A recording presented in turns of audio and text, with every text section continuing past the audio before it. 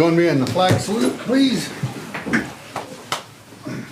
I pledge Allegiance to the flag of the United States of America and to the republic for which it stands, one nation, under God, indivisible, with liberty and justice for all. Stay standing for prayer, please. In Proverbs, God says, commit to the Lord whatever you do, and He will establish your plans. Let us pray. Father God, I dedicate my work to you and commit all that I have today to you.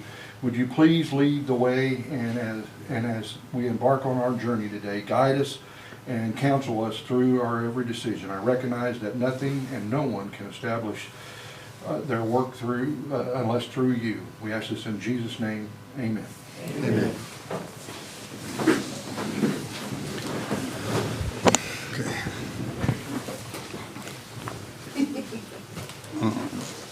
Approval of the agenda. We need to remove 2 items. Please bring them. Oh, here's Scott. You'll need to remove Mary Wyatt from the agenda under old business, and then also under new business, item I. We'll put that one on the next meeting. Okay. And I'd like to amend and add discussion in new business. So I guess we could put it under I regarding animal abuse cases in housing of animals. Animal abuse. Yeah, cases. Thank you. We had that discussion a couple of weeks ago. We've had some developments since then.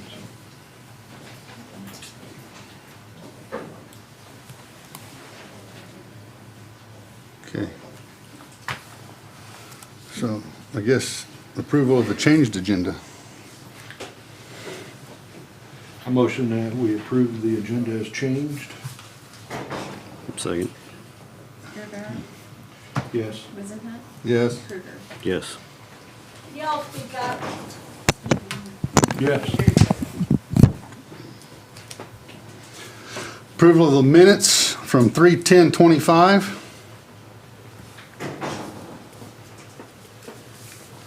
I make a motion to approve minutes from 3/10/25. I'll second. Wizenhut, Yes. Kruger, Yes. Gerbauer. Yes. Okay, consent agenda. Approval of the 3/10/25 accounts payable totaling $110,146.10. Approval of KCCA dues, $544.68. Resolution for official election results. Jake's fireworks permit. Culvert for Mitchell Coulter at 2549 Limestone Road. And tax roll corrections. Which ones you guys want to approve first? Did you do the resolution for the election results? Yes, I did. Okay. A motion that we approve the consent agenda A through F. I will second it. Kruger, Yes. Gerbauer, Yes. Wizenhut. Yes.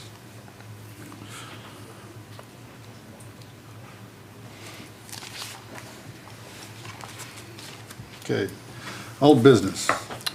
SEK RPC Board Representatives. Mr. Greg Motley.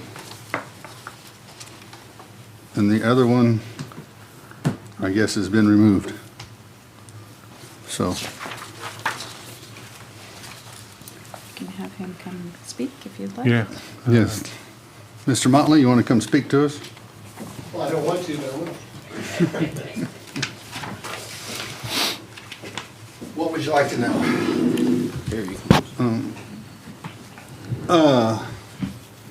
So I guess this SEKRPC helps us, we needed somebody to sit on their board to help us get grants and stuff like that, help us write grants. Sure. And SEK Economic Development, so. Okay. I'm assuming since you're asking for the job, you're gonna be very active at it? Yes, I will. I was on the Shawnee Area Chamber of Commerce Board, and we handled economic development for the city of Shawnee. I started the economic development effort in Cherokee County with the county commission down there. So I was chairman of the economic development down there. That was very successful. We hired Janet Miller, and she did a fantastic job. Then up here, I was on Bedco, and then was on the Ready Board for a number of years. Okay. So economic development is kind of my passion. I have a degree in accounting and economics, a graduate degree in management, so 45 years in banking. 45 years in banking. Several economic boards. Well, I will make a motion that Mr. Greg Motley is our board representative for SEKRPC. I'll second. Beerbauer, Yes. Wizenhut, Yes. Krueger. Yes. I will let them know. Thanks. Okay. Public comments for items not on the agenda? Did we have anybody sign up? I don't think so. There's a list of people out here. No, that is to sign up for attendance. Oh, well, I have something I want to say, and I don't know, like, can I go ahead and speak? Or Is it an item on the agenda? Well, it's just for public thing. I just signed out here because I thought that was what it was for. Yeah, no, you can come up and, I just Do don't you guys have a anything. problem with it? That's up to don't. you guys. Yep, come on.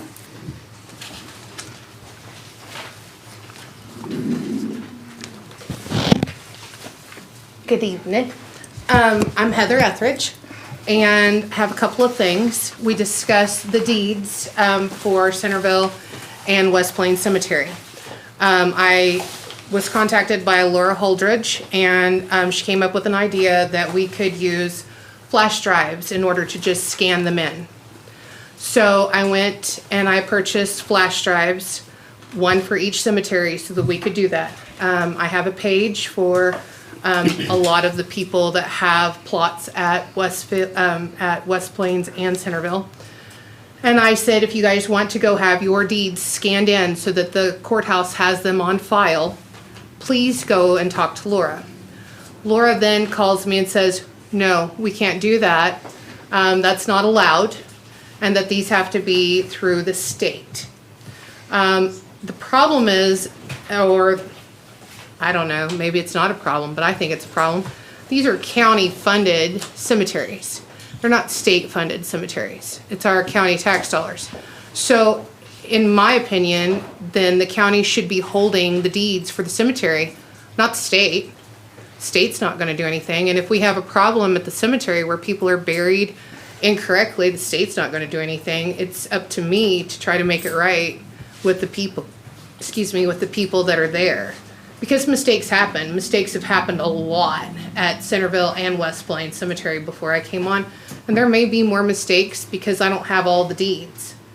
So Laura informed me that we couldn't do this. So now I'm asking, what can we do in order to make this right? Can we get me an email address, and then we allow me to have access to an Excel program so that I can scan them in and have an account here? Because if something was to happen to me, nobody has access to the stuff, the knowledge. I mean, it's in a big tote. We don't have it scanned in. It's in Ziploc bags.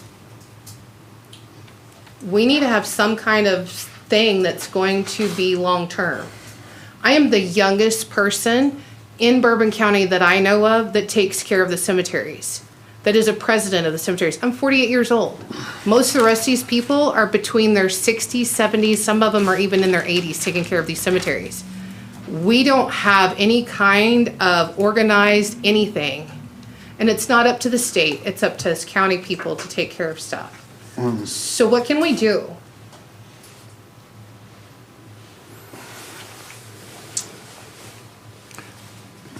I've talked to Iola, go ahead. I'm sorry.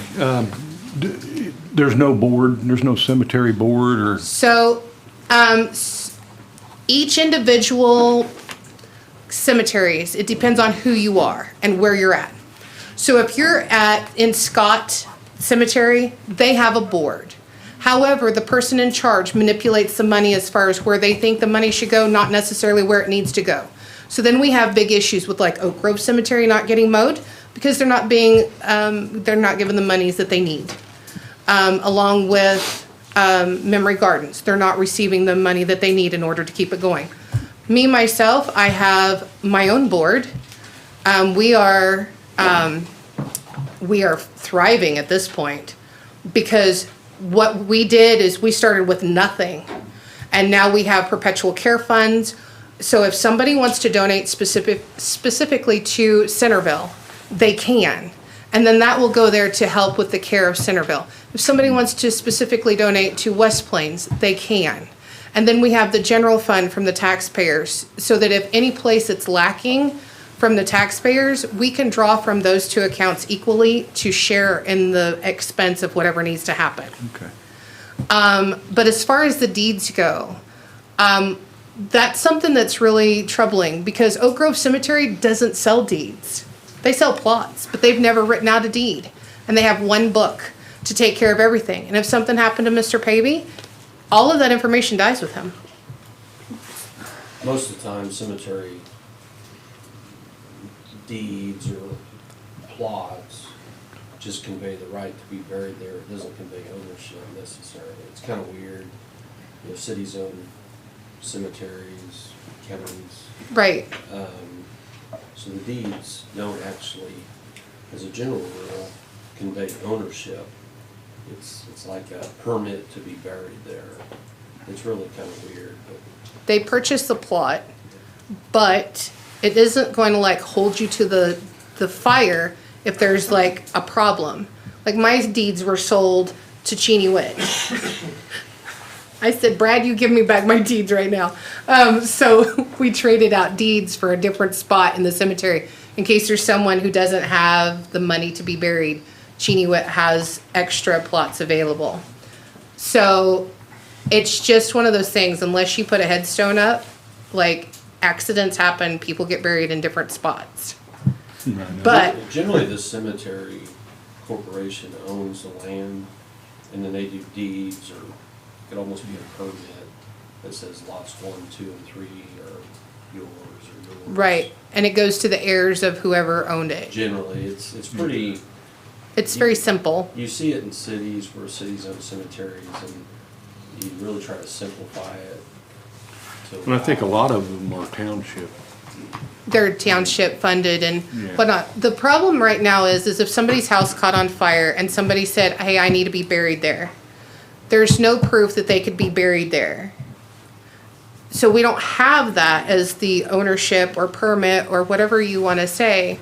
So we need someplace, if there's a fire, if there's a flood, if it gets lost in a move, we need a place that's a centralized location to go, okay, we can put these here.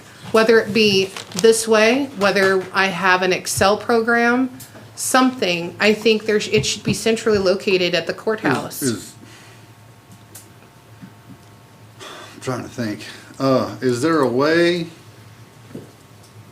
you could get all the cemetery, like presidents together and say, look, we're gonna do this, and somebody can email me, and if they wanna plot at your cemetery, you know what I mean? And then all of them are all updated electronically, and there's a county-wide board that can help all the smaller boards.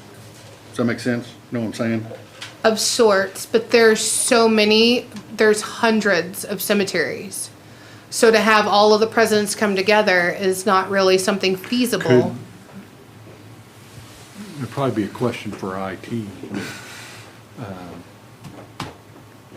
Couldn't we put a spot on a web page, on our county web page that they could upload deeds to just off their own cemetery? And I mean, I don't know, is he here tonight? Or I did don't he- think they would be able to upload them because we have, it's secure. Secured, yeah. Iola has, and not saying that we're manifesting a new job, but Iola has a person who is in charge of all of them. He is one person. He has like a huge computer system. People bring the deeds to him. They're not registered with the state. They're registered with the county.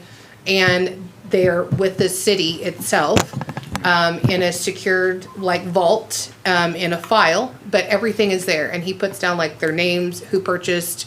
Isn't that just the city cemetery? That doesn't include It counties? includes, Well, I not know all the that- counties, but it includes all of Allen County. He's got a lot of them. It's not just one cemetery. I mean, I know, like the National Cemetery, they do their own in-house, Right. database. I mean, I would say you probably have that option if you have a computer, you know, through whoever funds, you know, what the township or the funds that you have. The And county you could does create it. your own web page and put all that stuff. So The county She's- doesn't levy the tax, the cemetery the levies the cemetery tax. levies a Right. tax. Yes. Problem is, it's a state statute that the cemeteries have to pay the register of deeds to keep records. That's, We don't have to, technically speaking, because nobody else around here does except for one place. All the rest of them, like I called Lynn County and they do. I called Johnson County and they said they don't have to, but they have like a centralized thing that they could even take in ours, like all of ours, if they wanted to absorb all of ours. I was like, I don't really want to do that. But Allen County does their thing. I called Crawford County. Crawford County, they don't register their deeds either.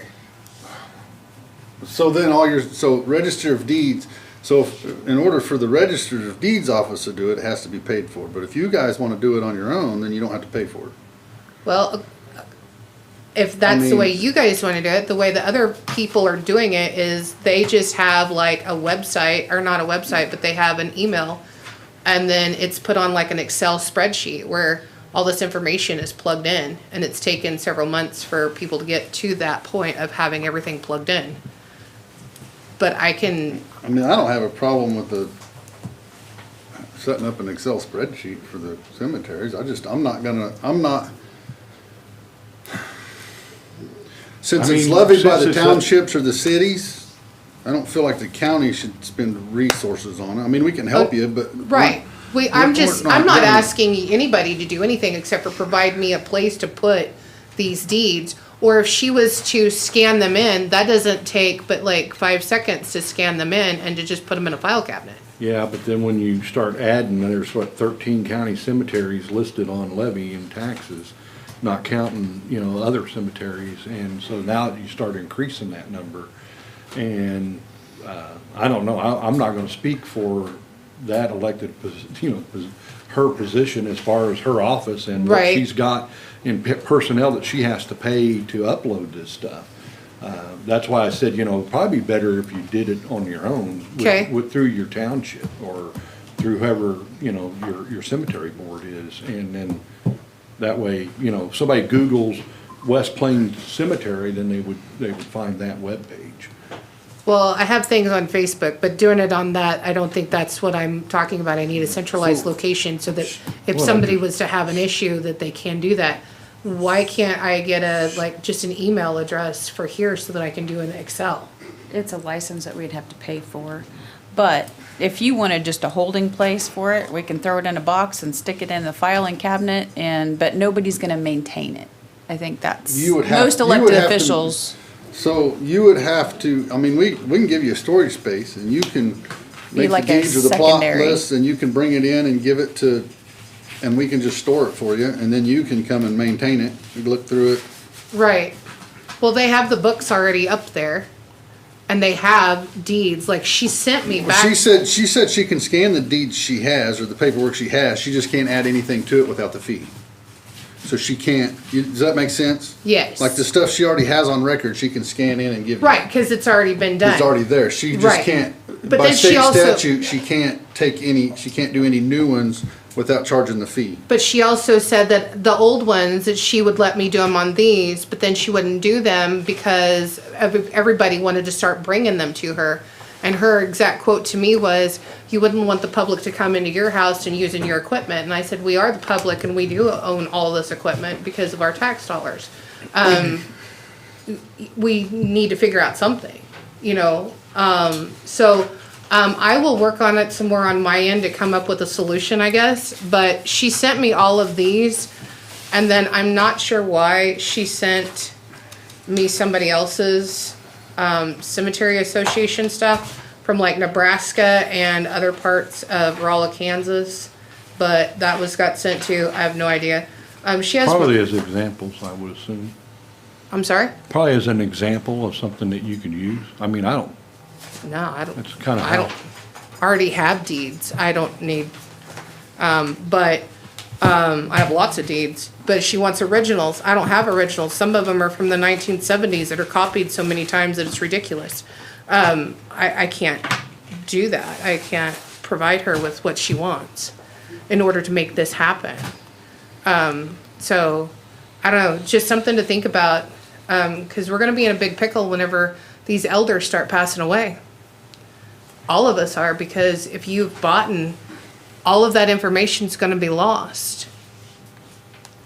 So, So it's something to think about, like we need to do something. so, give me a call anytime.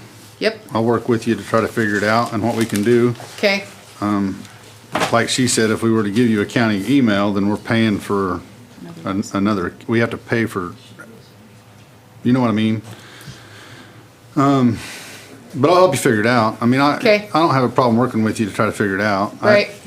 Well, like I said, we need to do something. I mean, all these people are, like, we just need to protect what Mr. Smith? people are, You guys I know like Steve Geiger, he's that takes care of some cemeteries that you need about. right? Do you guys not get together like once a No. year, once every 6 months, to everybody kind of put their minds together so we resolve issues like this? No, because his cemetery and his stuff is like Yes. their own entity. Yes, I understand. And we've not ever invited each other to have a big, That's something we need to do.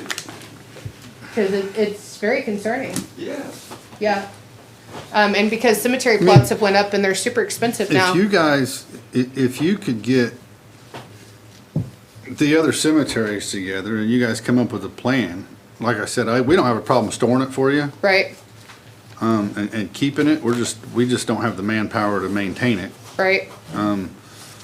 But if you guys wanted to get Maybe, together, figure maybe out, we need to get a hold of the genealogy department people. that might be a good idea too. And then that way, because then that way if people need something, then it wouldn't be here and, it would be more accessible probably through them. and if you wanted to call, you know, like, just put it out there that you want to have a Mr. meeting Tucker? on such and such. Genealogy department. So I'd be glad to talk to you. I talked to Miss Ann just earlier before I arrived, Okay. but yeah, I'll talk to you too. Okay. All right, Maybe solve the problem. all right, thank you. Yes, dear. Yes, Mr. Hoyt? If you recall, you made a commitment to take care of our veterans according to DD 214 of the last conversation of this, so I just want to remind you of that. So they didn't have to pay the $26. To put their DD 214 on record? Right. Did we vote on that? Or was we gonna talk about it? Not heard about it. You made, Comment. I'm here to remind you. I paid my Anyway, $26. Thank you guys, I appreciate it. Well, I'll be in touch with you soon. All right, thank you. Go forward. All right, anybody else? Want to talk about something not on the agenda? Going once, going twice? Sold. Okay, Okay, I'm gonna step in. okay, new business. Mr. Kruger? After much thought and prayer, and for many reasons that I'm not gonna speak on tonight, I am going to resign from my position, effective immediately. I will not be going into executive sessions or making any more decisions from this minute forward. Please speak louder.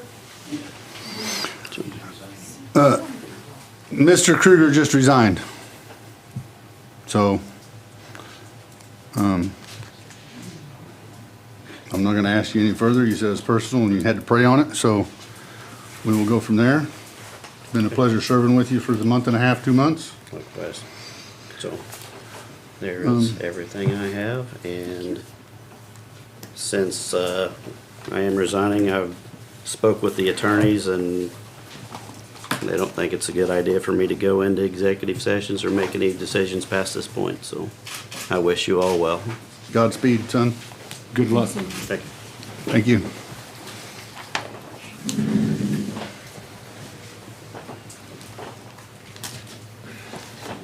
Okay, well, Love you guys. now it's a two-man show.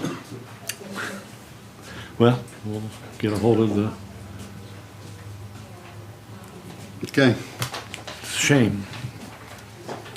But I guess you gotta do what you gotta do. I guess new business, taxes for 201 South Crawford at $92.10. Yes.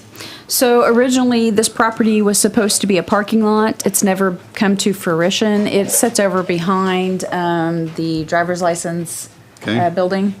And so basically asking for approval to go ahead and pay for these taxes because they're due, we're past due.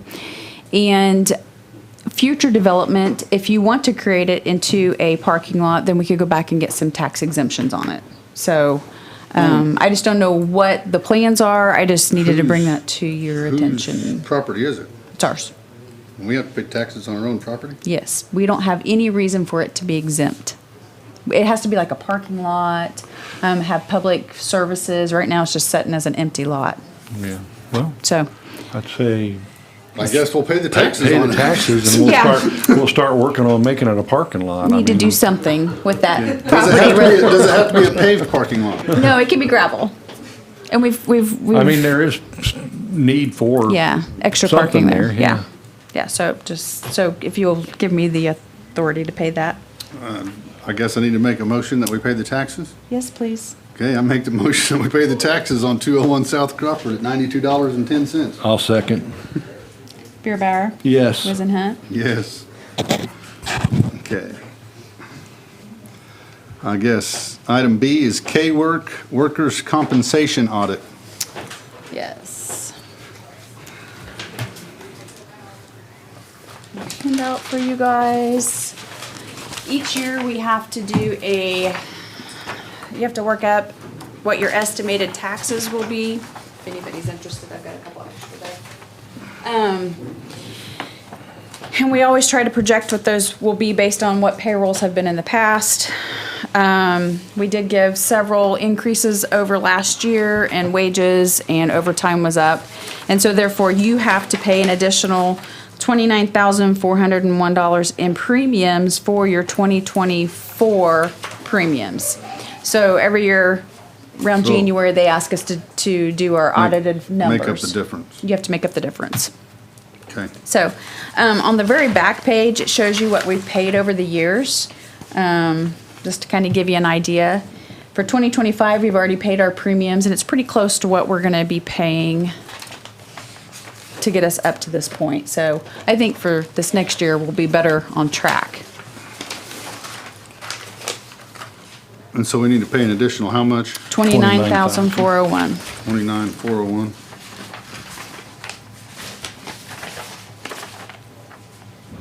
Oh, there it is.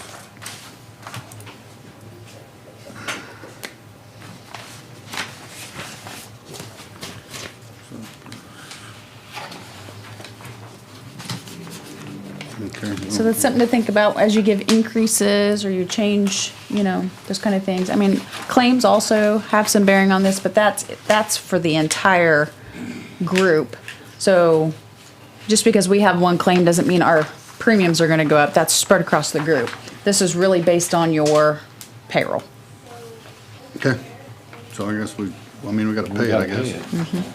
So I guess I'll make a motion to pay the $29,401 in additional premiums that are due for our K-Works Workman's Comp. I second. Wizenhunt, Yes. Beerbauer. Yes. Okay. All right, item C, Christopher McElgan, is that correct? Close enough. Mackelgan, how you doing? Good. Where would you like me to be? You Right can there's sit right there, you can stand up, you I'll can, stand, so because I drove all the way here. This is not all the way here, but I might sit down. My name's Chris McElgan, and I've been asked to come chat with you guys about tax foreclosure. My partner and I, Michelle Brinwald, presently represent 37, I think was the last counties in tax foreclosure. I've been doing it since 1990. And I've been around for a while. I'm old and decrepit, so for 30-some years. I, from communications from your folks, that you guys were interested, maybe talking about tax foreclosure, maybe considering representation, and I think we had a little telephone conference, which doesn't really lend itself to being clear. And I spent a great time over with the land bank folks earlier, and I could tell that there was probably some things that I wasn't very clear on when we had our telephone conference. So I don't know where you want me to start, what questions that you have. I can tell you right now, we don't bid on work. We don't go looking for work, because the last thing that we want to do is take away representation from some of my brethren and sisters in the bar. We only respond to inquiries, and beyond that, I'll come and talk to you about tax foreclosure any day of the week, regardless of whether or not I represent y'all or not. So I guess I start off with, what would you like to hear from me? What questions does anyone have? Do you want me to kind of outline the way we do things? Now, I think the last time you were on the phone, right? Yes, sir. Yeah, and there was a paper passed out. And I think it was a good idea. I mean, what I heard of how the process works, and you know, with us being as far behind as we are, that at least on a trial, but I mean, I don't know. I mean, as far as because I do want to make sure, because something come up at the land bank meeting, and it kind of let me go through the structures. I can't remember off the top of my head how many what the parcel count that you all have, but I would anticipate that, based upon kind of what I think in comparing it to other counties, that our fee would be $350 per parcel. All right, that's a flat fee. All right, and then on top of that, when we handle all the service process, we don't ask the sheriff to do anything. We handle that all, and so there's some service process expenses that get layered on the top. What we do is that when we start work, then that $350 fee gets assessed on each parcel as part of the redemption costs. So what does that mean? Well, when an owner comes in and says, oh, my property is being foreclosed upon for taxes, I have the right to redeem and pay all the taxes and interest that's due on the property. In addition to that, taxpayer would have to pay that redemption cost of $350.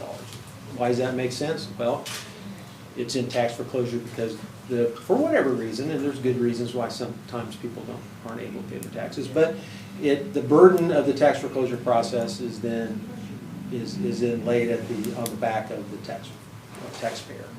We do all the work. There's not an additional dollar a fee that's charged, and our goal is not to sell property. Our goal is to get people to pay the taxes, and you have to answer to your constituents. But when we work for a county, I consider those people to be my constituents. And my goal is I don't want any complaint out of anybody's mouth about something that we've done. Our job is to serve you as the county, but also to serve the folks. And so our goal is to do everything we can to make sure that we give people notice, make sure they understand the process, have a procedure in place that makes it as easy as possible for them to redeem the property. So hopefully we get a lot of redemptions, but at the end of the day, judgment's taken and you have to have a sheriff's sale. And people have until taxpayers have until the day before the sheriff's sale, or the judicial sale, to redeem the property, all right? But there's always parcels that we sell. And so those are sold at sheriff's sale, and they are sold to the highest bidder, whatever it might be. And then all of that sale proceeds go into what I call a pot, all right? And then into that pot, we pour whatever are the redemption amounts paid. Not the taxes, but the redemption amounts that are paid for our fee, for the title company's reports that we have to get, and those type of things. All of that money gets put into that pot. Then what happens is that we get an order from the court saying, first of all, you got to pay all the vendors, or reimburse the county for the title work. And we have our local newspapers that are very valuable. We need to make sure that the county gets reimbursed for the publications. After everything is paid, all right, if there's not enough money to pay, I always say pay the good guys, then it's forgiven. So your fee, there is never $1. We've been able, and I started doing this, I was telling folks over at the Land Bank, we started doing this years ago because we had kind of a intergovernmental unit dispute where the treasurer, he said, well, wait a minute. He said, I'm paying lawyers to foreclose on taxes, and that comes out of my budget, but every other department in the county benefits from that. I think that needs to come out of everybody's budget. And it was just started a ruckus. So I sat down with the county councilor and said, hey, why don't we do this? And that way, at the end of the day, it becomes kind of a self-pay procedure. And if for some reason we don't collect enough money to pay me, then my compensation is reduced. So there's never any burden on the county budget for legal services for tax foreclosure. Now we handle, and so that's, and we got a pretty good idea of, an hour and a half on parcels when it's 100 parcels, or it takes us out about 2 or 3 hours a parcel. But we look at, if we can get about a fee based upon an hour and a half per parcel, that probably gets us where we need to be. So that kind of explains that. But in addition to handling your tax foreclosure work, we make ourselves available to be kind of general counsel for the county on real estate property tax issues as they relate to collection. And so we're available for no additional fee. Treasurer often has a question, hey, we have a bankruptcy issue. Then we'll consult and advise and give the advice for that issue. Or there may be a question on forgiveness of interest. Whatever it might be, we don't handle valuations or PUP matters. But anything that has to do with tax foreclosure, delinquent real estate property tax, we're available to provide that at any time during the year as part of our handling the tax foreclosure action. Why do we do that? Well, I enjoy the work, number one. I enjoy working with county folks. But on top of it, it makes my job the next year easy because we've hopefully had off some problems. What we also like to do is that we can't handle the redemption process or anything like that. That has to be done by the treasurer staff. But what we also say, hey, somebody's got questions, somebody's got a complaint, you got an angry person that we're foreclosing on, you send it to us. We handle that. And we're usually able to smooth the waters, and people may not be happy, but they come away, I think, feeling like we've provided them a reasonable amount of information. And again, they're your constituents. It doesn't do any good, to pump up our chest and make people feel like they're not being listened to. We got 3 staff people, my partner, that we all work together. We have a process by which we log calls electronically, so we know if Mrs. Smith called and had questions, and we answered those questions, or at least had a telephone conversation. So when Mrs. Smith says, hey, I never heard from your lawyer, we can go back, yeah, we talked to her. We manage the, as far as title work, we use whoever the county prefers to use. If you don't have somebody, then we arrange for that. We manage all that. That doesn't have to be done on the treasurer. The only thing the treasurer has to do is prepare the list of the properties for us, be kind of available for us to make sure we get the tax roll information, and to communicate redemptions. We do things a little different than what the statute says. Instead of having somebody, and every county is a little different, but the statute provides taxpayers got to pay the taxes to the treasurer, and then got to walk into court and pay all the redemption costs in the court. We basically run that all through the treasurer because it's a one-stop shop. It's easy. We can manage it all of the expense, the court cost and the attorney's fees are held like in escrow, then we deposit it in one big deposit at the end of the case into the district court, and then we get the judge's blessing to approve everybody's payment. And so there's no question. So that means we communicate on a daily basis with treasurer, send us what parcels have redeemed, and then again, any questions. We prepare the sheriff's deed at the end of the case. We make sure that those get recorded. Shoot, I even act as the auctioneer from time to time. It's kind of ugly, but sometimes the sheriffs like to do it, sometimes they don't. Sometimes we have, because we can't pay an auctioneer a percentage, so if we can't find somebody, then I've done it enough. It works. It's kind of funny. I keep them laughing because I get more help from the bidders than probably I give them.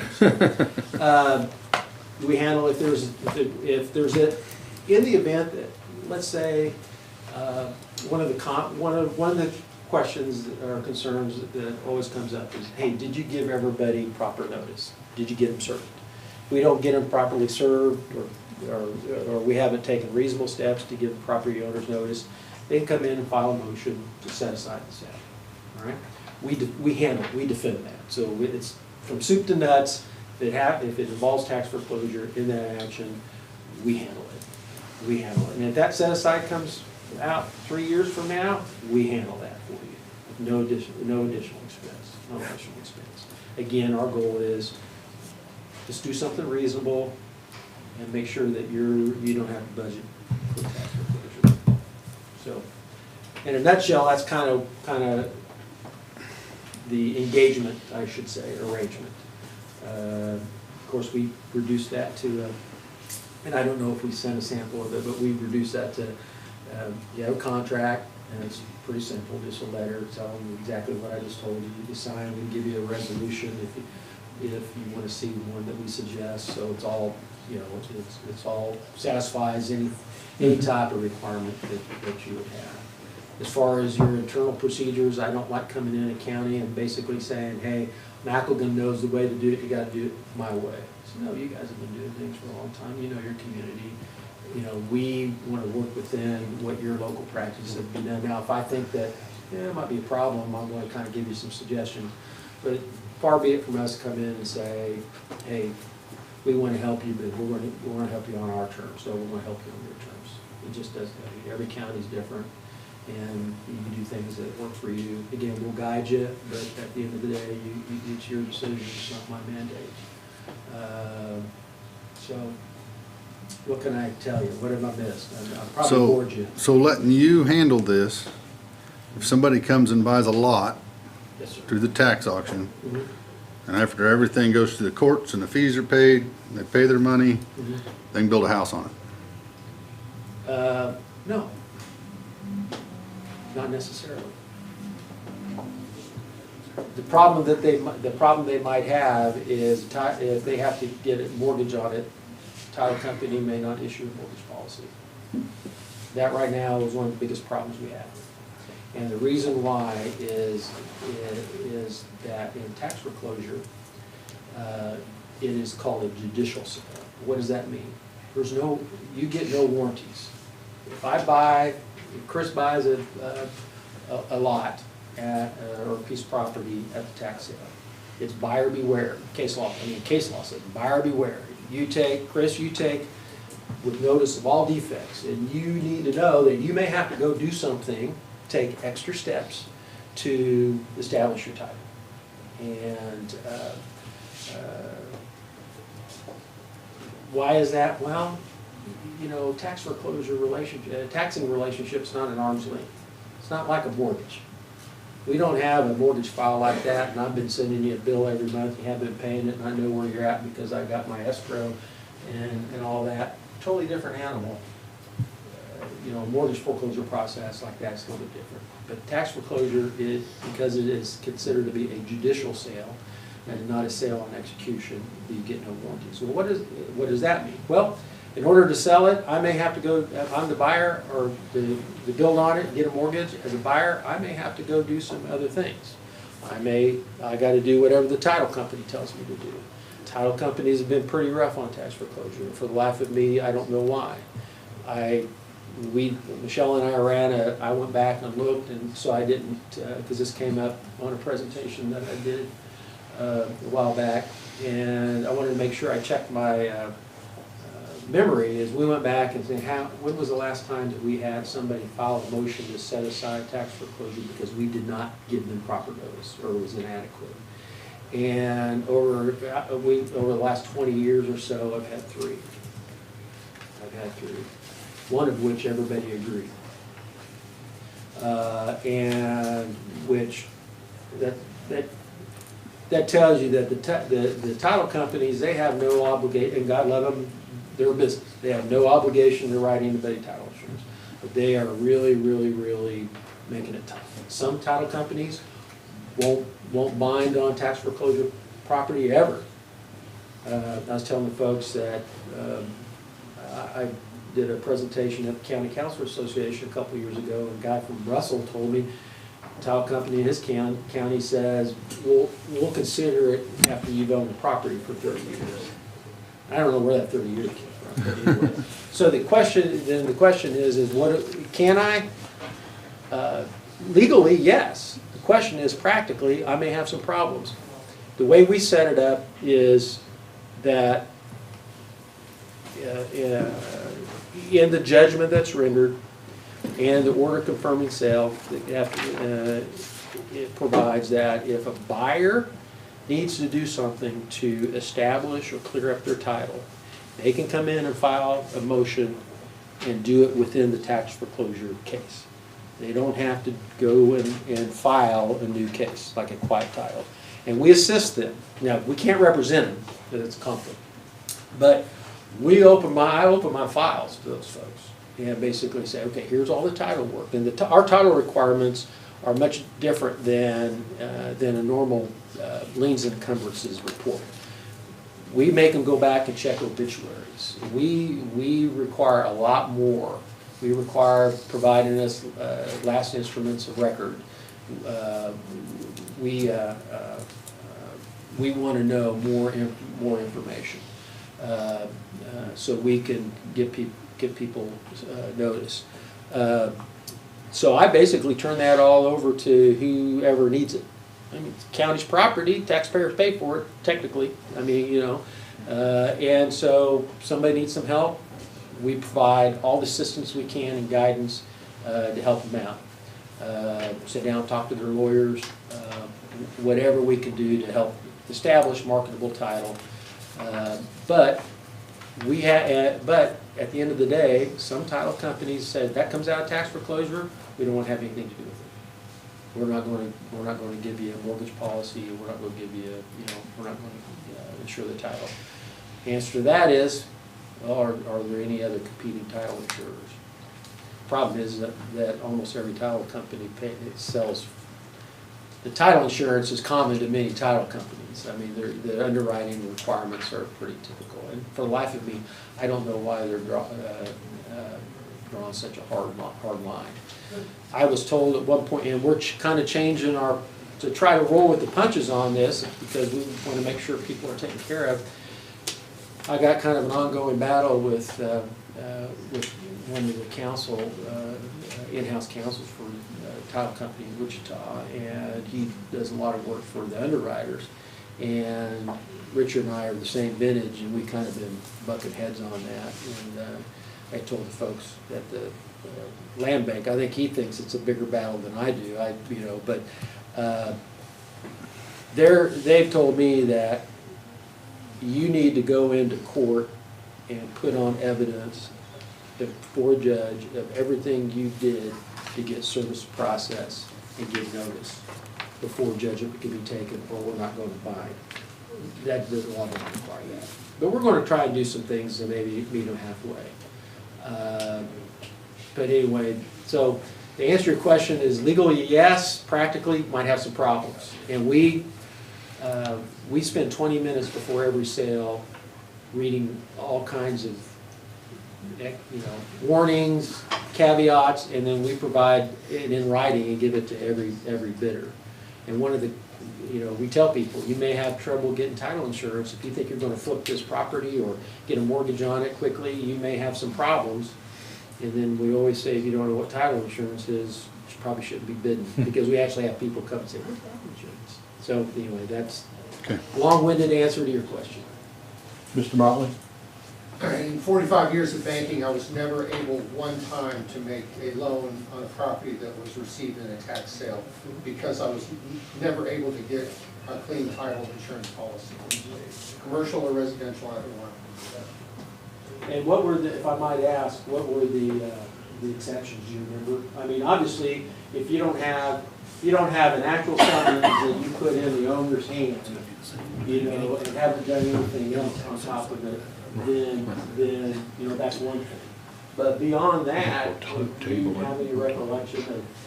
It was different jurisdictions. I was in the city and in the rural counties, and so it's just different title insurance companies. But it all related to prior claims that we couldn't necessarily clear up. Yeah, and I was telling, I'm working this year to get some more precise rulings on some issues from some of the courts that will, I think, establish some law that will help with judgment liens or child support liens, mechanics liens, because there's only two people that can stop a tax foreclosure action. It's the owner and a mortgage company. They can come in and pay their taxes or redeem. Nobody else can. And that gives the cases that all those other lien holders, they have no interest at stake unless there's money left over. And generally, the problem is that you never see high-value commercial properties or high-value residential properties sell at tax sale. It's always small properties. And so there's no, the title company doesn't have any interest at all in taking any risk. I always say, if tax foreclosure property gets to the point where it's sold at sheriff's sale, it means there's something screwy with it. Now, every once in a while, there are some, I call them diamonds in the rough, something with unique value that people get. The bigger the community, the more likely that there's something. But, like over in Cherokee County, we got 150-yard ribbon strip that's, 3 inches wide. That's the kind of stuff you get. But so that's exactly right. That's exactly right. Okay, Chairman?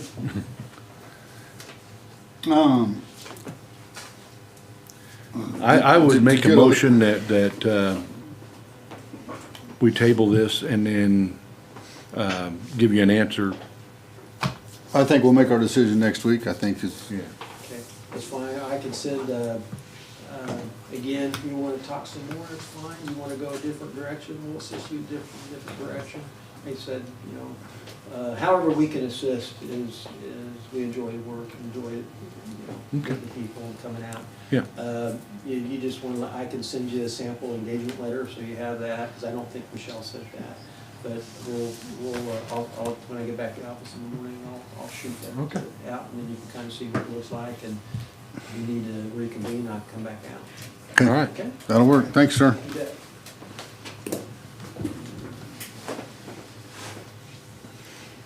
Ready for me to make this phone call? Oh, you're calling Carrie Welsh? Yes, go ahead and call her.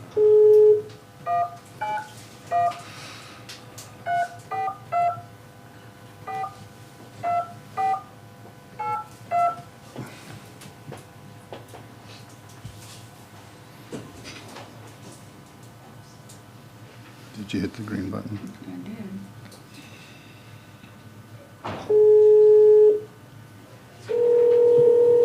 No, you didn't. Hi Carrie, it's Susan Walker with Bourbon County. Good evening, Susan. Hi, we have you here with our commissioners, so I'm gonna let them take over. Good evening, everyone. Good evening. Good evening. Carrie, do you wanna tell them just a little bit about what you do? I'd be delighted to. So I'll give you an overview and we can drill down wherever appropriate. GovDeals, for those who doesn't know, is publicly traded. Think of ourselves eBay for government agencies. We represent the state of Kansas, KU, Shawnee County, and a number of the neighboring cities and counties. So what we do is we auction the things that you no longer need or want. And we do this online for a number of reasons. As far as charges go, we don't charge you, the county, or our clients, a dime for our services. The way we make our revenue is by charging the winning bidder a buyer's premium. You can auction any asset of any type at any time. We work around your timing and your objectives. We can make suggestions, but frankly, we're the platform that puts it out to about 5 million registered and vetted bidders across the U.S. and Canada.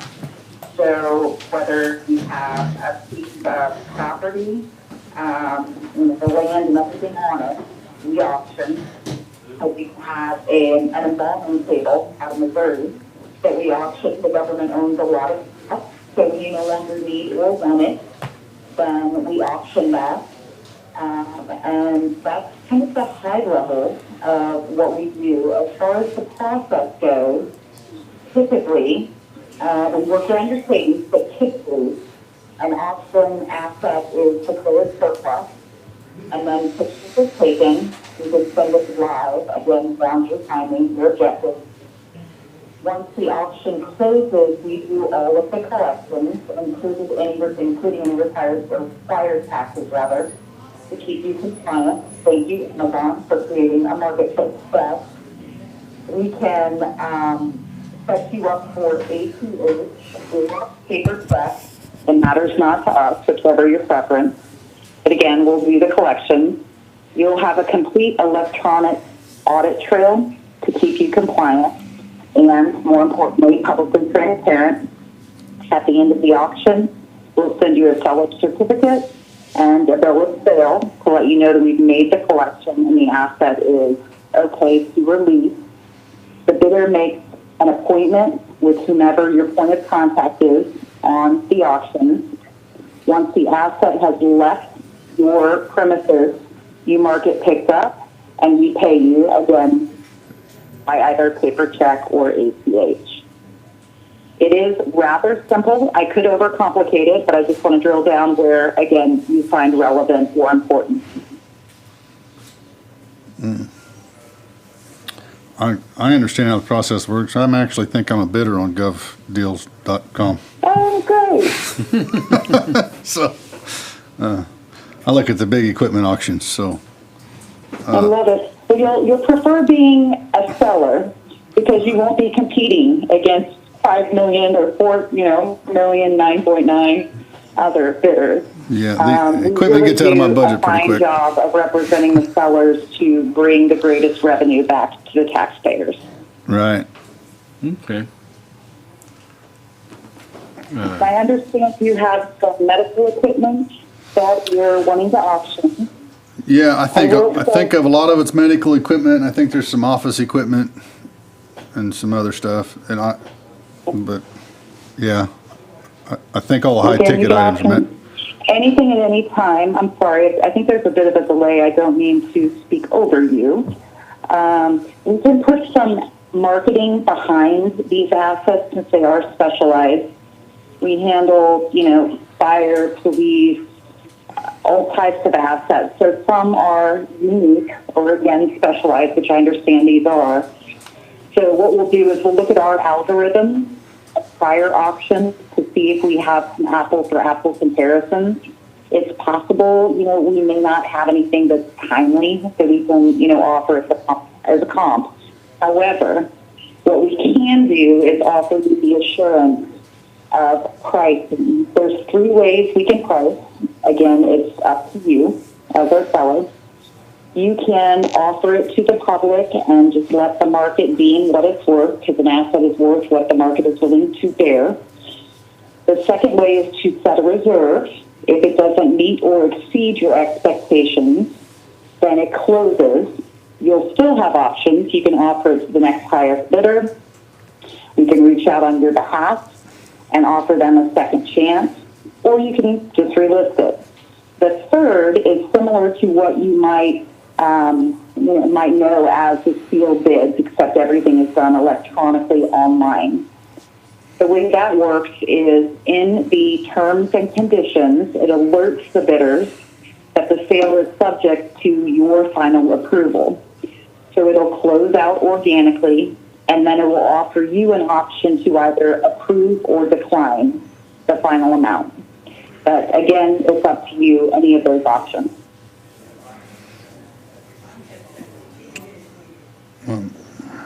I don't have any questions. No more questions, John? I think it's worth looking into and seeing if we can't use them in the future, or I don't know where we're at on the current hospital equipment anyway, so I know it was being moved up to Public Works. I believe everything has been moved, correct? Is it there? So we're ready to take pictures and post it if we decide to let them sell it, right? Is there somebody from the courthouse here? Are they wanting to add any of the excess furniture and stuff we have here to the auction? I thought we were holding off on doing. Are we gonna hold off on that? Just Yeah, sell the because hospital stuff? there was some money, with some obligations or Okay, or some Okay, well, stipulations to the current. So I would say we'll get back with you on whether or Yeah. not we can, I know maybe down the road with some of our other equipment and stuff like that, we may be looking at selling, so. I say we appoint a person and go ahead and get this one started. Sooner we Yeah. get rid of it, the better off we are. Yeah, well, we gotta see As where, far as next steps go, we can set up your account by MOU. We do not require any contracts. This just outlines the terms as mentioned. But we won't charge you anything. It will speak our fees to the winning bidder. There's no cost, no risk. But that would be next step. And like you said, if there's something in the future, we can work around timing. I'm in Kansas City and I'm happy to pop down. okay. Bill? If you don't mind if I can interrupt. Terry, this is Bill Martin, the sheriff. Just let the board be aware of that the sheriff's department uses gov deals on our forfeitures and stuff. They're an outstanding company, as a matter of fact. We've used them. Terry has used them, they sold an ambulance or a wagon too. They handle all the stuff, all you guys have to do is just sit back. They do the work and they have the networking to get this stuff sold. Right. You're kind of having a decision or kind of stuck. I'm stepping up, I might be out of line, but I'm stepping up to say, hey, you're making a good choice here if you move forward with gov deals. The sooner you can get that equipment sold, the sooner the money you're gonna have in your I coffers. agree with them. We had absolutely no problems. It was Okay. smooth.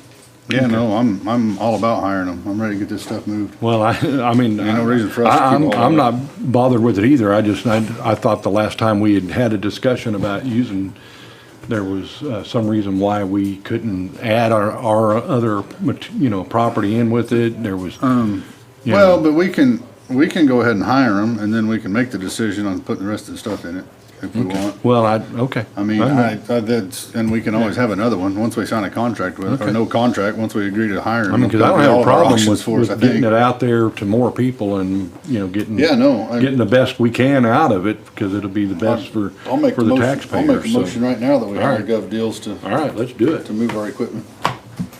I'll second. Okay. Thank you, Sheriff, Commissioners, everyone. Are there any remaining questions? My cell phone is available. Please do not hesitate to lean in anytime. I'm honest to receive. Okay, well, we'll work on getting you some pictures. And I will send over, do you want to move forward with an MOU? Is that best? Yeah, I think so, yeah. Yes. Okay. Yep. Beautiful. I will have that over to you first thing in the morning. I have a flight leaving at 5 a.m., so I am traveling, but it is my first priority. Okay, sounds All right. good. Thank you very much. Thank you all. So, You guys need to vote. yeah. You made a motion, I second, Yeah. to hire them. I'm waiting for the Oh, note taker to ask. Muirbauer, Yes. Weisenhunt, Yes.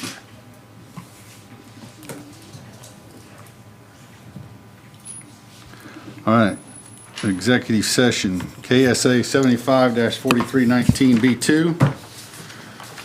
Let me find my executive order paperwork here. For consultation with attorney for the public, body of agency which would be deemed privileged in the attorney-client relationship. How long do we need it? Is this with just me, or we adding Jake with the solar stuff? We can go ahead and add Jake. So I guess the two commissioners Me and Jake. both Bob, the county counselor, and Jake Breedenberg, our Solar attorney. solar attorney. We'll return back to here. And how long do we need it? I don't need too long. 20 minutes probably sufficient. 20 minutes? So we will be back at 6:46. 650. 6:50. 6:50. 6:56. Back to this, 6:56. Yeah, sorry, 6:56. back here. Back here, and we will resume the meeting. All right, Bierbauer, Yes. Weisenhunt. Yes. Keep track, come knock on the door, because I was losing track of the time. All right, thank you.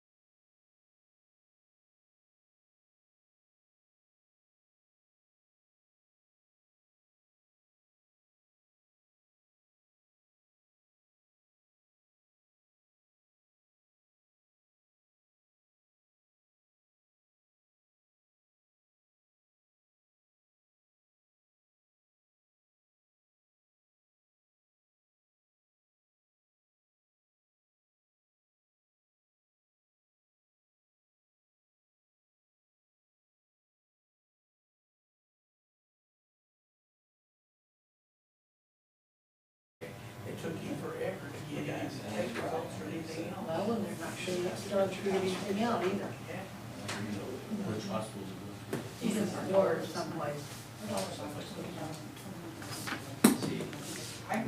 they all, they're all, Oh, you know, I can go to any doctor or anything. yeah, you're more than 40 miles from somewhere.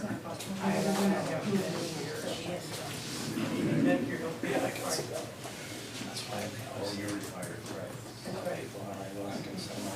So you don't need to. He was in a donut hole and got out. He's too old, but too young.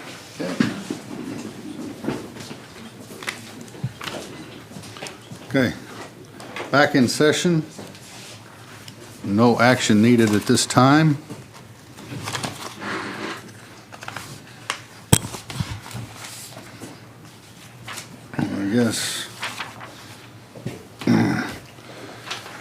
I guess executive session KSA 754319B2. Oops. Same thing. That will involve, well, I'll read it again. For consultation with attorney for the public body of agency which would be deemed privileged in the attorney-client relationship. How long do we need it, Bob? It'll be the two commissioners and the county council. I only need about 5 minutes. 5 minutes for this one? Okay, 5 minutes, so we'll be back at 7:02, oh, nope, 7:03 probably. 7:03. Do I have a second? I'll second that. All right. Beerbauer, Yes. Wizenhunt. Yes. All right.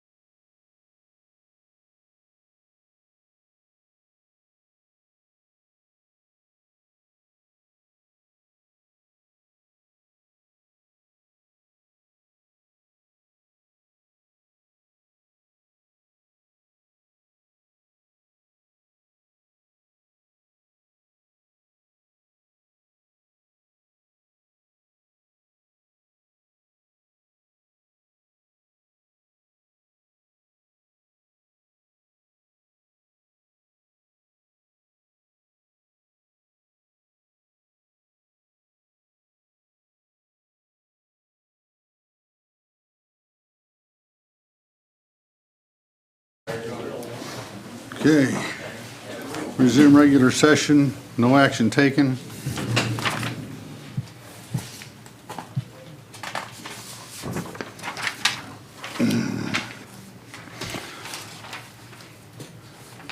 Executive session KSC 754319B1 to discuss personnel matters of individual non-elected personnel to protect their privacy.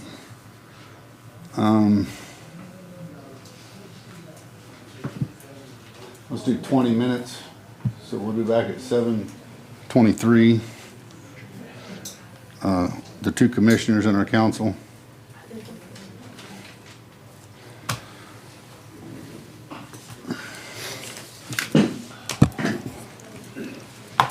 All right, do I have a second?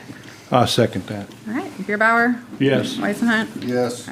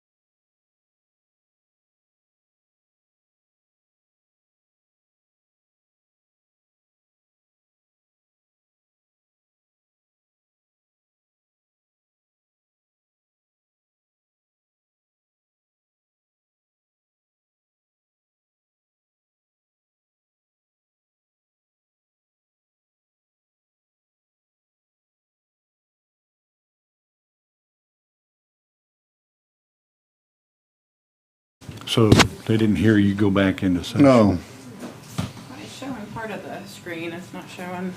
there it goes. went, Screen. okay. We're back in session. Department heads, Mr. Eric Bailey. Got a couple quick things right here.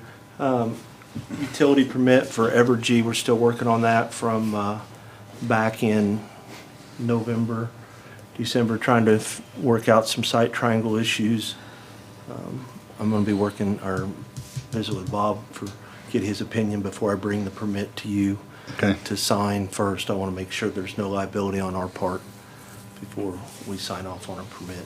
Okay.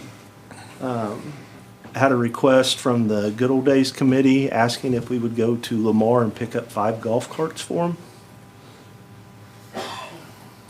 Lamar, Missouri.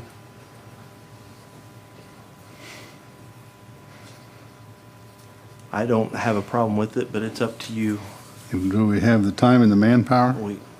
If we need to make that happen to be our participation with the Good Old Days, it brings a lot of people and tax dollars to the community, but I am up for whatever. I think I can break one person When's away. good old days? I mean, what are they talking? I mean, not It's first until weekend, June, right? first weekend in June. Right. Gonna be picking up 5 golf carts, so. Couple of days ahead of time, or? Yeah, and then probably have to take them back. Yeah. I don't see an issue with it. Think on it, however. Yeah, bring it back to us a little closer. Okay. Time. Yeah, I just- because we'll be, full house, By then, we should be, full house, yeah, or partial house. yeah, Okay. yeah. 60th and Grand, the bridge project, the letting will be April 16th. That's where they'll open bids for that.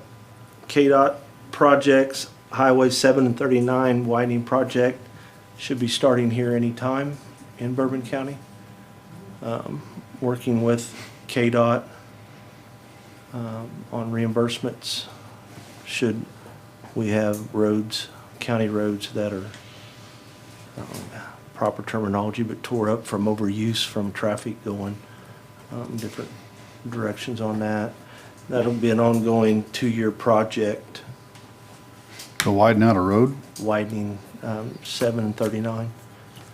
Oh, they're widening both highways? No, they're Oh, widening. they're just the intersection, right? No, they're gonna widen all the way from, I believe it's Grand Road, clear down to Girard. There's been several semis turnover on that stretch of road. Yeah. Well, It's been an ongoing project for several years, at least they're reactive, I guess. getting their right-of-ways and what have you. And then also there'll be a overlay project on Highway 54, starting sometime here in April. Just giving everybody a heads up on that. Overlay on 54. Mm-hmm. How far are they going with that? I believe all the way to the county line going west is what I understand. So from Fort Scott to Allen County? Mhm. Okay.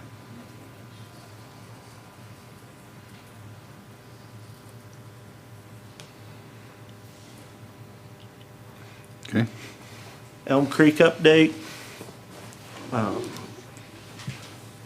Craig Campbell has stepped forward, kind of taken the lead role for volunteer work out there. He's, I believe, has an individual that has community service to do, but anyhow, he's reached out to the high school and the construction trade program. I forget the individual's name. Justin Johnson, he's an FSCC instructor doing the CTE program there at the high school. But anyhow, they're on board to help make the windows and what have you for us. And we provide the material, which won't be a problem. But I'm just kind of giving you a heads up on that. Okay, I'll reach out to him with that other volunteer group that I just talked to them the other day, and they do have several that are tuck pointers and that. Awesome. That would be awesome. We Former, get that. Yeah, retired. Yeah, just type let people. let me know on that, and we'll get Yeah. material bought and ready to go. Yep. Tom Robertson is our employee that's kind of been designated to. Right. Yeah, I out want there. somebody from, Yeah. yeah. Also received some roofing bids, but I thought Bob might be here to ask a question. Our low bid is unable to provide liability work comp due to religious beliefs or what have you. So does that automatically exclude them, or how do we? What building are we talking about? The roofs out at Elm Creek. Oh, out at Elm Creek, okay. So I'm assuming they're Amish folks that bid it. I think we will need to refer that to him. I'll check with him then. That's, Yeah. before I give any bid amounts out. Yeah. Yeah, check with him, make sure, because they may get a religious exemption on it, Yeah, I'm not sure how that works. since they I don't- can't buy it because of their religion. Yeah, Mm-hmm. so, but anyhow, I do have the bids back. We're ready to proceed if we can get everything worked out on that and get Okay. a roof put on a couple of shelter houses in the house out there, and that'll tighten that all up and we'll be moving forward. Then look at where we can go forward from Yep, there. absolutely. Okay. Crews picking up limbs, straightening up signs from the weather we had this past week. Anybody comes across a sign that's twisted or bent over or laying on the ground or flew a half a mile away or whatever, please let us know. Okay. We're glad to get out and get that taken care of. Commissioner Weisenhunt, we did call in, get the locates for 120th and north of Hackberry there over the Paint Creek that you'd asked. Said property owners have given permission to clean the ditch. And They verbally gave me permission to get that work done, so. okay, all right. Then the last thing I have, we're evaluating our hard surface roads, putting a plan together for our April 7th work session. Do you still want to tentatively plan for April 7th after tonight, or do you want to postpone until you know, or how do you want to, or you want to think on it? What's that, 2 weeks from now, 3 weeks from now? It's 3, I believe. I'm okay with still having that as a tentative Okay. Perfect. meeting for that.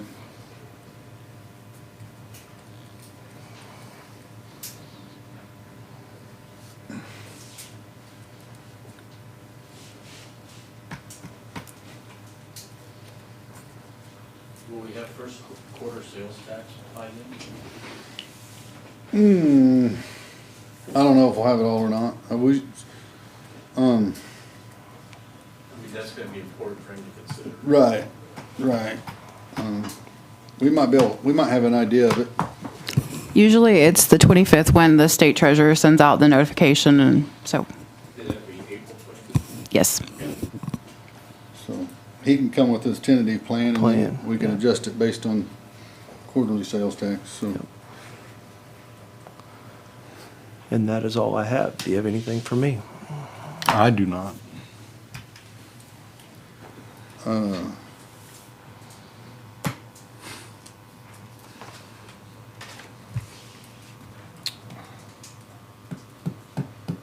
I would like to try having a conversation with you at some point about maybe making the landfill its own entity. Does that work for you? I have some opinions on that. Okay. Well, that's why we can have a discussion about it. Me too. Okay, I have a discussion about it. okay. So How are we on manpower? as far as Public Works and the landfill? we are down 3 right now at Public Works, but we're trying to fill within, since we've had one transfer to another department within the county and had one internally moved to that position, so that's freed up other positions. So we have the applications and what have you. But as far as manpower goes, we're down 3. Down 3? Okay. Down 3. So then it's those positions or just the one position that everybody's shifted from, they only leave one? And then That we have had one two. injured. Well, we had one guy retire. Yeah. Yeah, and one retired. We have a Okay, truck driver, mechanic, and then the one that retired, retired. okay.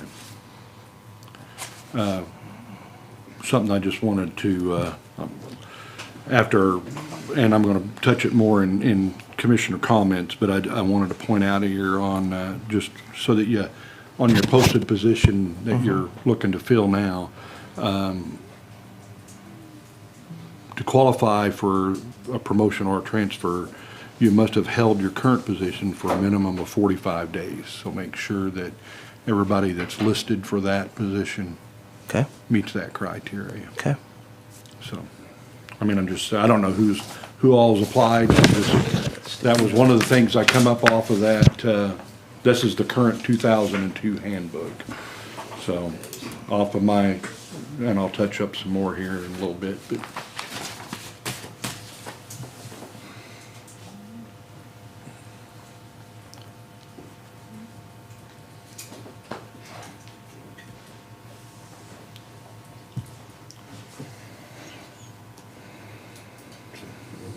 That's all I have. Yeah, that's all I got for now. Okay. Thank you. Thank you, Mr. Bailey.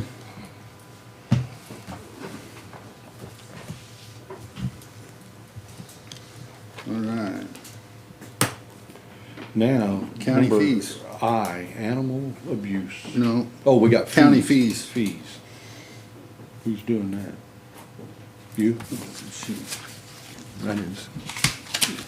So Susan sent out an invitation to department heads to come and present fees. So if there's any department heads. All right. Guys could come up to the front.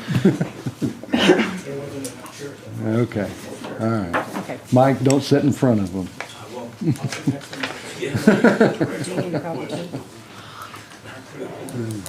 Let me say it's not public and we don't actually charge, Okay. so. Okay.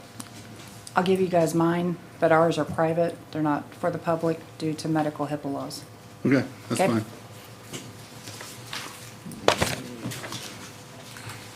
So if you have an extra copy, I'll keep it in Susan's and she can decide what she's gonna do.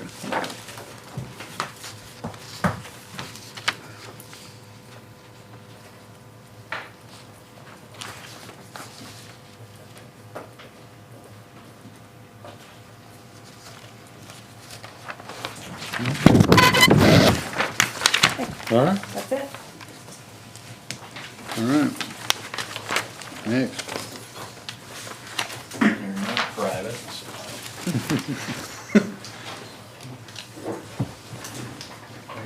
Thanks, sir. Okay, so appraiser's office, we have, we take care of, the first part there is website. People can buy a membership to get on our website to pull our information. It's usually business realtors, people like that. We have two different ways that you can get a membership on there. One is with sales, and that's only for fee appraisers, realtors, people like that that are able to get the actual sale information. The other is people without sales. So anybody else that wants to sign up, like insurance companies, people like that, can get on there and they can pull our information without having to come into the office. And that's $120 and $240 a year for that. And then the NRP fee is $50. And then we do, so if people want to come in and get maps, PRCs, or COVs, which are a form that has to be filled out for every sale. It's an SVQ, it's a sales validation questionnaire. We only charge the $1 to people that are going to use those for business or for making money. If the public wants to come in and they want to print out of the PRC or the map for their property, we don't charge them that. It's part of paying taxes. So, and then those are $1 a page, and then colored maps, if they want colored maps, are $2 a page. And then we do can do queries for companies, so they can come in and say, hey, I need all of the ag sales that you had for this area. We charge $5 for those. So that's all of our fees for the appraiser's office. For environmental side, we have septic inspections for new installs are $50.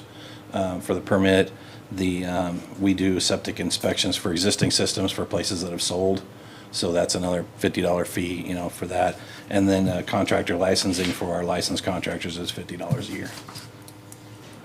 Okay, pretty straightforward. And that's it. Pretty simple. Anything, any questions? We good? Nope, we're good. Yep, we're good. Thanks, sir. Yep. Next.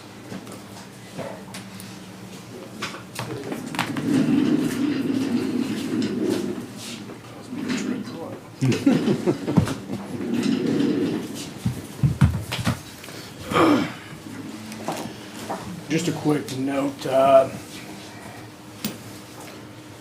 Murphy's here because he's a former sheriff and stuff. He understands just as much, if not more. I mean, in regards to fees, we pretty much are on the same page anyways. Our fees are governed by statute, and I will give you a letter that was sent out back in June of 2022, at that time when currently my office was being investigated for financial stuff that Susan requested. And it's the statutes that govern what we can charge. The ones that would be the first one there would be process serving fees. I still have to get with my process server to get those fees, statutes to govern that. The second one, which was question 2, is the concealed carry application. It's governed also by statute, and that cost is $32.50 paid to the order of the sheriff of Bourbon County. And you can see the statute numbers below that. The third one is the registered sex offenders for the state of Kansas. They are governed under the KSA, and it's also listed there.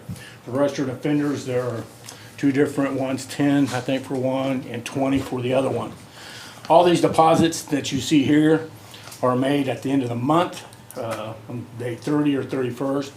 If the day falls on a weekend, it'll be that Friday before that first of the month, before that deposit's there. So I also brought here the county's fee schedule, which we also take, which is the public fingerprinting fees, which is $15, and then report fees. When somebody requests a report, there's a cost, and I believe that's $10 or $15. I'll have to get hold of the evidence custodian that takes care of that. The other fees too is the video fees that people want from body cams and in cars. Those are set at $25 fees, and through a conversation between your county counselor and Susan a couple of months ago, $25 is a reasonable fee for body cam and in-car camera systems. So that is what our fees are. And if anybody has any questions or concerns, they're more than happy. Once again, I have an open door policy. You can call, stop by. We can sit down and have a conversation in regards to all the fees that are collected by the sheriff's department. The only thing I would add would be like the sheriff was saying about the core request for videos. That's something simple and easy. Unless it has more time consuming and things of that nature, if they're asking for 3, 4, 5 different things, obviously that's going to compact and change that fee. So we have to take into consideration a lot of different things. And we also kind of ran into a hiccup here the last couple of weeks ago in regards to fees when it comes to core request. It does state in the statute when it comes to core request that there is a reasonable fee that can be charged to the person who is requesting the information at hand. So when you kind of go back and you look at the county's fee schedule, like 35 cents per page, and some others, the only one I could see. But to me, if there's any videos, especially videos that need to be brought up through the security cameras here at the courthouse, that probably will need to be added to the fee schedule for Bourbon County, which I would suggest $25, which we also charge, so that everybody is still on that same page. Any questions from commission? No, sir. Any questions from the public before I leave? None? All right. Very well. Doesn't look like it. Thank you, Bill. Thank you. Thank you.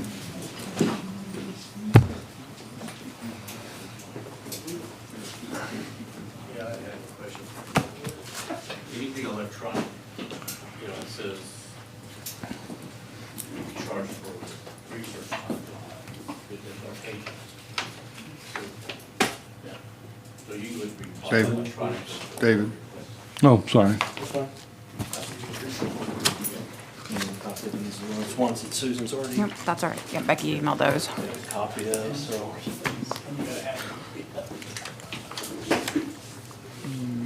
Your first one there in pink's our noxious weed one. The next one's just the miscellaneous fees that we have. The county map, I believe it's a 2014 model, does that sound correct, Jennifer? Yes. It's $3. Dust control is $1.75 a foot, minimum 300 a foot. At this time, we haven't purchased our dust control material yet to be able to know exactly what the price there's gonna be. Good. Your rental at Elm Creek Shelter House is $20 a day. Electric hookup on a pole is $10, and then if you wanna camp, it's $3. Culvert installation, that takes you down through the different sizes. On the culvert installation, then the landfill, that's the different prices. And on the tires, that should say per pound. All right. If you have any questions, let me know. Be more than glad to discuss them with you. You said the tires were per pound? Yeah.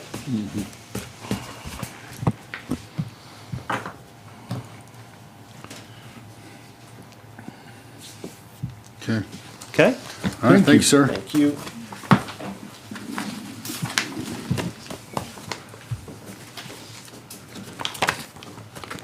Do we have anybody else show up or give us any paperwork? So I can go ahead and go over the clerks. Everything was emailed to you on the spreadsheet. So the clerk's office follows Resolution 0722 outlining all the fees for Cora, copies and such. We also listed the candidate filing fees. Those are different per election. Then you have several pages of the KDWP fees. So all of the hunting, fishing, for harvesting permits that we sell in the office were included on that. The treasurer had provided that they follow Resolution 0722 as well. Susan had me on that spreadsheet, try to list any fees that are obligated to charge by statute. So we included those in red for you on that spreadsheet. It's pretty straightforward. Do you have any questions for that? No. Okay. We just wanted to get an idea of what's going on. Yeah, I thought, good information.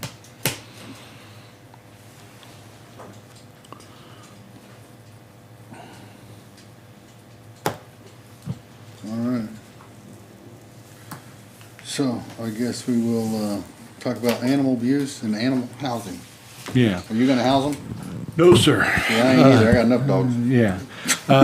Recently, there was a case involving some animals, and they got placed. And in the process, Under Sheriff Davidson talked with the animal care facility over in Allen County, and they also actually dealt with Humane Society out of Pittsburgh, or out of Crawford County. So I think what I'm just really wanting is just to be able to work with the undersheriff, and we go talk with those two entities about maybe, because they were real receptive to maybe doing an MOU, so that if we have animals in the future, that we would have a place to put them. You want my blessing then? I don't. Yeah.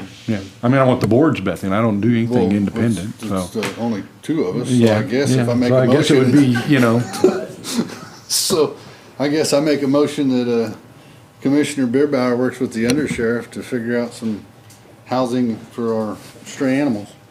Well, it wasn't stray, it was abuse. I mean, Abused animals. Yeah, I mean, we don't have a dog running at large ordinances or resolutions or anything like that, but we do abused have these animals, the cases state every now and statute then anyways, when you isn't it? got people that mistreat their animals, Yeah, so. no, I'm good with it. I'll make that motion. Yeah. Kind of clarify that when you say abused animals, under criminal investigation, Okay, yeah, Oh, okay. Yeah. So then my motion is that because people are gonna come out with the woodwork and say this animal is being abused. Okay? Okay. So, Let's look at it during the deed. Right, So- right. so, Yeah. okay. Innocent until proven guilty. so There we go. then my motion should be that Mr. Beerbauer and the undersheriff work together to find homes for animals involved in a criminal investigation. Very good. A second. Okay. Weisenhunt, Yes. Beerbauer. Yes. Okay. Rolling, rolling, rolling. All right. Commissioner comments. Do you want to go first? I Oh, can, or you can. So, did you get the email from our EMS director? I did, but Did you I have have time not to look read it it. over? Okay. I I told was her. only able to read through part of it. And when do you need an answer for that? That I'm not sure of. We'll find out Okay. I'll read it tonight and and we'll get with the number cruncher and make sure that we can afford it. Okay. But if we're getting one for that good of a deal, then if we can, we need to jump on it. Okay. So, and then figure out if you can, if maybe we can stretch it out an extra year before we have to try to buy another one. Okay.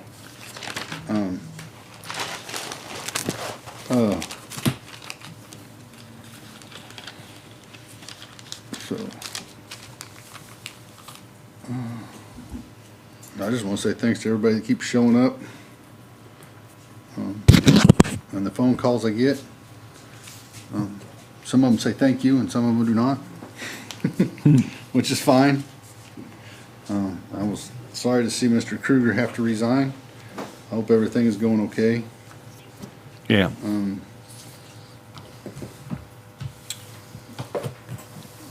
Other than that, I don't have much. Okay. I will be on the radio again tomorrow, so is there anything anybody wants me to say? I'll listen. You'll listen to the radio? Yeah. Oh. Well, I'll let you talk about it. and then Yeah, we'll make okay, a- then we'll well, make a first, motion on it. and that'd be the first thing, I guess, on my deal is that I would make a motion that we, due to, an appointment that I have, that we postpone next week's meeting and resume the following week. Okay, so give me the dates.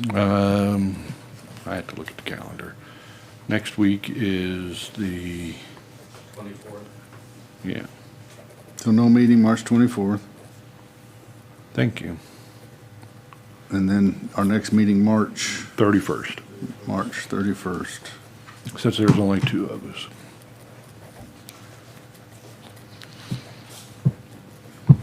Okay, Okay.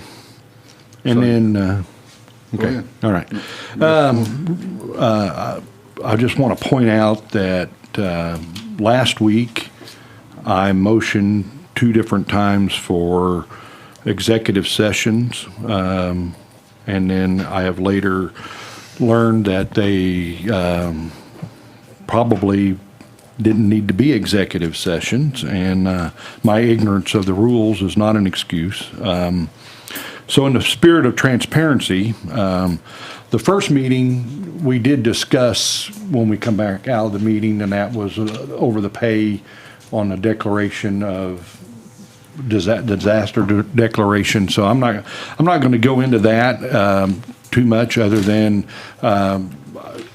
what I had previously understood about that process was not what I had read in the resolution later. And after talking with those that were concerned because they didn't get paid the full amount, I reversed and what we had talked about the previous week regarding that pay, that type of pay.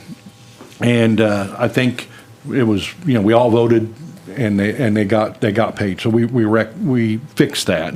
The other one really deals with policies. It did deal with a couple individuals, and I won't, without disclosing that or any of that, but I did look at our policies regarding transfers and promotions and rate increases, because in the complaints that I got, there was some questions as to whether or not we were posting positions so that every employee had an opportunity to in-house before we went public with it. The policy from 2002 is very vague. I do have copies if I read part of it there tonight, but it implies whether or not a position should be posted. It implies that the position was posted, because the only way that a person knows to ask for their supervisor to be considered is that the position had to be posted. So that said, based on what in talking with the supervisors and talking with the personnels that I was able to talk to that were involved, I'm just going to say is that we're working on the handbook, and that it is in dire need of being worked on. But with that said, because of some of the inconsistencies that have happened, and there's, in reading that, I do want to make a motion that we put a freeze on hiring, transfers, and firing regarding the positions that we control with Public Works and with the courthouse personnel that we control, and that we put the freeze on there that any changes had to come before commissioner approval before, and that's. So if they're gonna make fill a position, until we get the handbook written and implemented, that we at least have a chance to look at it and make sure that it's following some form of policy. Instead of having inconsistencies, because we've had several that were posted on a board, we had several that were verbally posted, and I just think So what does your motion cover? Public Works and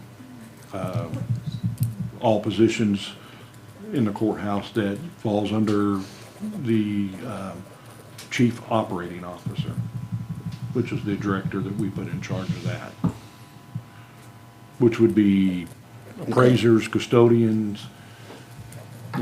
I'm just saying is that way we kind of got a little more of a heads up, a little more involved in that until the policy gets rewritten. Well, this is just until the policy's rewritten. Yeah, until we implement a new handbook, which you guys are hopefully working on. Does EMS fall under that? Because I have open positions. I would say first responders themselves shouldn't. I guess you are under our, Yes, she is. Yeah, she works for us. yeah. So, I would say with EMS, we probably shouldn't freeze hiring. I'm not sure, well, actually, that's kind of a harsh word. I would say, just have to run it by us before you do it. So you're talking about having executive sessions with us at our meetings to tell us who we should or shouldn't? Yeah. Okay. I don't know. I mean, if you don't think so, then don't second it. Well, I'm just trying to get figure out a way to. I'm just trying to get a clear picture of. Right. I mean. Because I mean. The way it is now, it doesn't work. I can see. Because it's pretty vague. I mean. If we hurry up and get the handbook written, then we're not even having a problem. Well, I'd like some fires, I guess, to get the handbook written. How many people's been on the? I'm not gonna tie, I'm not gonna. It's not gonna be, I'm not gonna put a hire freeze on EMS because that's. No, and actually, like I said, that's kind of a harsh word. So you wanna make a motion for all appointed department heads. Non-elected. Non-elected. You want to make a motion for all non-elected employees, including department heads, on a hiring freeze before discussion before the county commissioner in executive session. Yeah, because we can't control the elected official, we can only control the non-elected person. Right. Exempt EMS. Yeah, except for. Well, it wouldn't be, it's not that big of an issue we're to not just come in and we're say, not- have you already posted the open position? We've had the open position. Right, so, but you got it posted, right, for, Right, it's posted. m- And transfers within your own department, it doesn't I mean, that, The only way I they get mean, promoted is if they get What, another where license. the problem lies is that, you know, in public works, is because the policy has been so vague. They've had some where they posted them on a board, some they didn't post on a board. And they verbally told everybody, so, That was a one-time deal though. yeah, So one time, So then you can exempt EMS from that. yeah, Otherwise, it's posted on the board. okay. Why don't you just make a motion that all job openings inside of Public Works has to be posted? And everybody given Well, if time they to, follow that, I don't have an issue with. everybody given time Yeah. to, Post it in text to everybody. Just look at I would say look at the 2002 book and follow what's in there. I mean, because that's the only guideline we got right now when it comes to increasing wages, when it comes to transfers, when it comes to evaluations, all that, until we get it rewritten. Because otherwise, we're all over the board, and I don't think that's fair to our employees.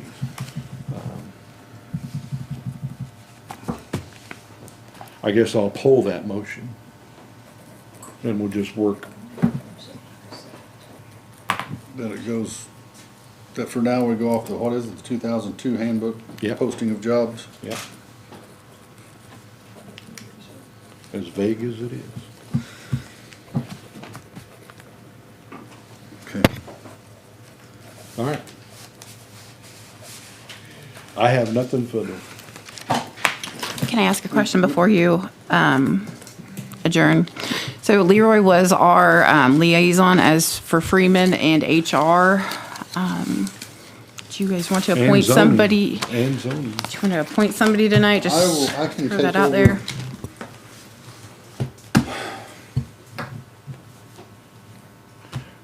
Why don't you do HR?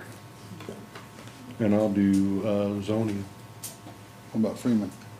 I can do that too. I mean, that's part of health. I'm already on the health.